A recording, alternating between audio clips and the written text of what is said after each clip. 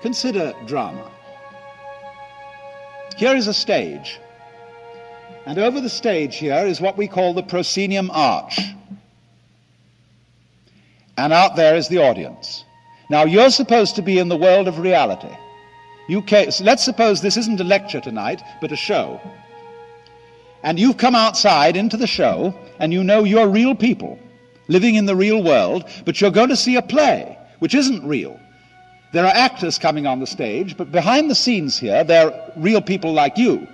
But so that you don't see them that way, they're going to put on their costumes and their makeup, and then they're going to come out in front here and pretend to various roles. But you know, you want to be half convinced that what they're doing on the stage is real. And the work of a great actor is to get you sitting on the edge of your chair in anxiety, or weeping, or roaring with laughter, because he's almost persuaded you that what is on the stage is really happening. That is the greatness of his art, to take the audience in. And of course, in the same way, the Hindu feels that the Godhead acts his part so well that he takes himself in completely, so that each one of you is the Godhead, wonderfully fooled by your own act. And although you won't admit it to yourself, enjoying it like anything. Because you mustn't admit it. That'd give the show away. Now, it's a funny thing. When you say, I'm a person, the word person is a word from the drama. You know, when you open a play that is the script, you'll see the list of the actors, and it's called dramatis personae, the persons of the drama. So the person is the mask. Isn't it funny now how we've forgotten that? And so Harry Emerson Fosdick could write a book called How to Be a Real Person, which, if translated literally, is How to Be a Genuine Fake.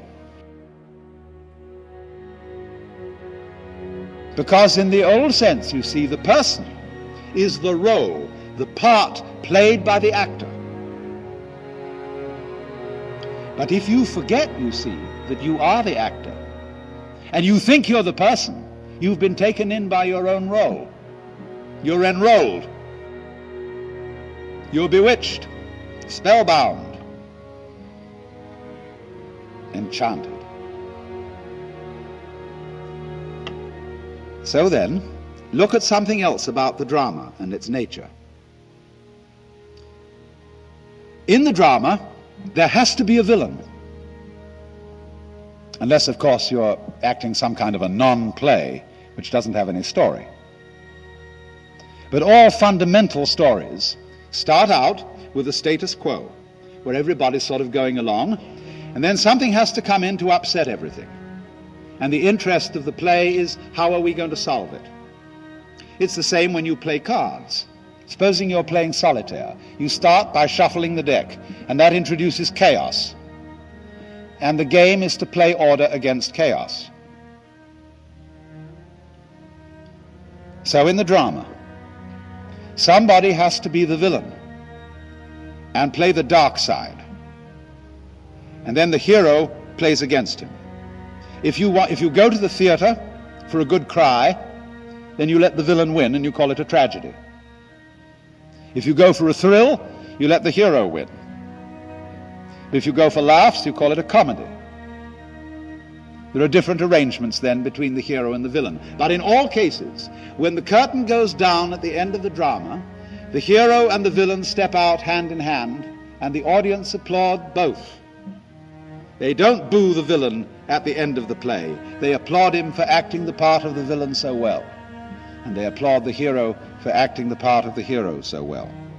Because they know that the hero role and the villain role are only masks.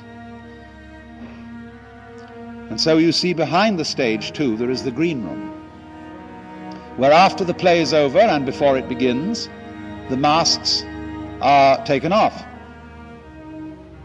And so the Hindus feel that behind the scene That is to say, in reality, under the surface, you are all the actor, marvelously skilled in playing many parts and in getting lost in the mazes of your own minds and the entanglements of your own affairs, as if this were the most urgent thing going. But behind the scenes, in the green room, you might say in the very back of your mind, in the very depths of your soul,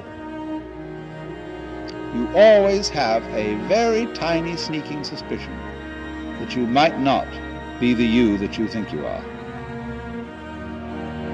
The Germans call it a Hintergedanke, a thought way, way back in your head that you will hardly admit to yourself.